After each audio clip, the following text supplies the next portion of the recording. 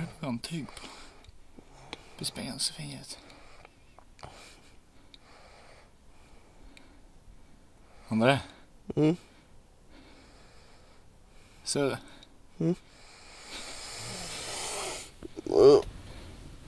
Bussen står ute og kommer fram og tar kjappe det. Nei, det punker noe litt.